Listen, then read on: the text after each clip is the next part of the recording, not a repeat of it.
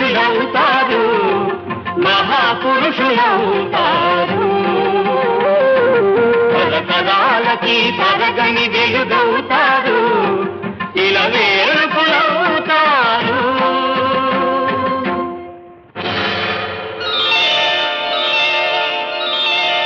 ఏకలవ్యుడంటేనే ఎదురులేని బాణం, తిరుగులేని దీక్షకి అతడే ప్రాణం. కులం తక్కువని విద్య నేర్పని గురువు బొమ్మగా మిగిలాడు, బొమ్మ గురుతుగా చేసుకొని బాణ విద్యలో పెరిగాడు.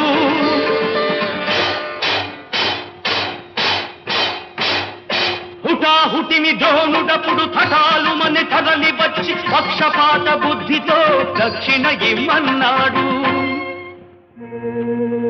ఎదుట నిలిచిన గురుని పదమన్